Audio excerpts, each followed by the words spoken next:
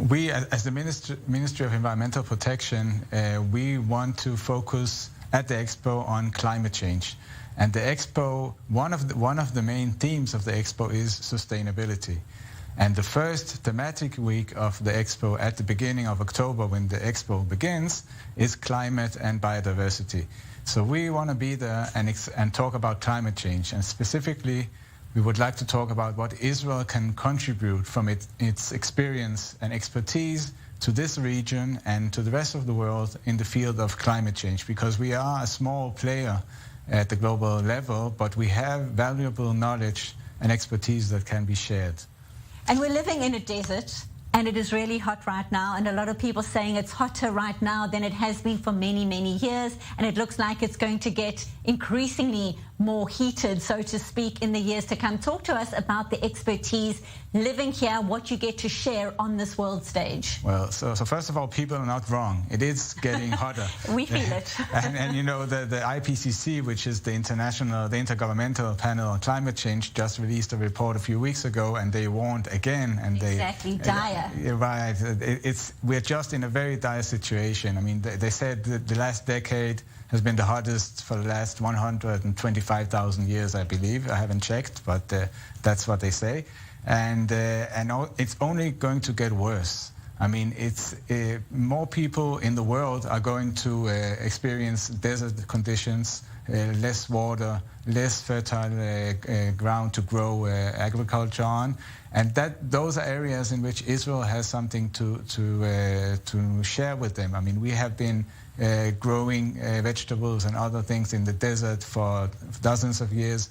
We have managed to do that with a very small amount of water. And as more people are going to experience water scarcity and arid lands, we believe those are areas in which we can contribute to countries in the region and in Africa and other places where they will experience desert conditions which they haven't done before. Give us an idea of the leading technology that Israel has in this exact sphere in terms of being able to help not only in this region but globally as well. Well, so we have technologies related to agriculture from drip irrigation. That many people know about this, but we also have special seeds that can be sown in desert areas.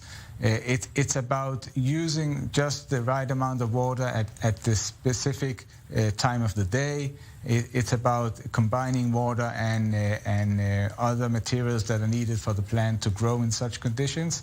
So those are water and agriculture. We're also talking about clean energy technologies, which I know they're very, we see them everywhere now, but in desert conditions, we need to use them in a smart way so they won't be damaged. It's also about how to build and how to plan our cities in desert areas.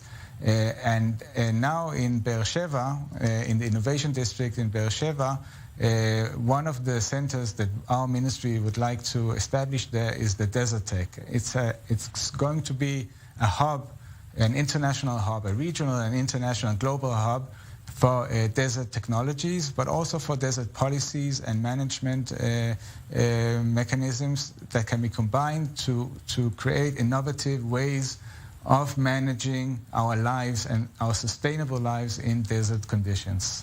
So much is being made right now, Adam, of relations between Israel and the United Arab Emirates. So talk to us a little bit more. Of course, the UAE is also no stranger to hot conditions, about the sharing of expertise and collaboration between the two countries when it comes to solutions in the field of climate change. Well, so we signed a few months ago, we signed an MOU with the United Arab Emirates, which is between the governments, and of course our ministry and the Environment Ministry in Abu Dhabi are supposed to be implementing that MOU.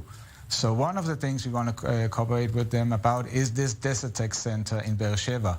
We want not only to share our technologies and share our knowledge, we want to develop new innovative solutions together with other countries. So these solutions are tailor-made to those countries. And of course, the United Arab Emirates is also a country that is investing a lot in innovation and science, and we want to work together with them as partners in this center.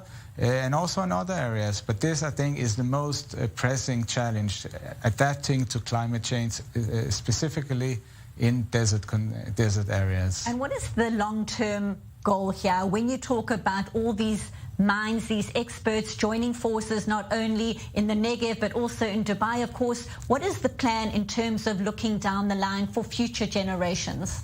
Well, the plan number one is still to be able to live here, because as you say, in UAE the conditions are even worse, I would say. I mean, I'm talking to people there and they're saying we can't go outside. It's just like going into an oven.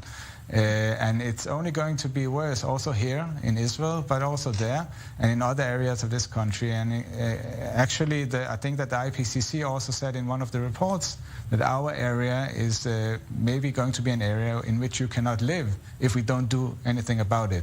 So on one hand, we need to emit less greenhouse gases, of course. That's number one, and that's what all countries of the world now are trying to reach agreement on. We have this conference in Glasgow in November where countries come together to decide about how to reduce greenhouse gas emissions. But on the other hand, we need to learn how to live in these conditions, and that's what we are now investing a lot of efforts in this Desert Tech Center and in general. Adam, thank you so much for being here in studio. We wish you all the very best with Dubai Expo 2020. Thank you so much. Adam Shalom-Seif, the head of international relations at the Israeli Ministry of Environmental Protection. Thank you for being in studio. Welcome.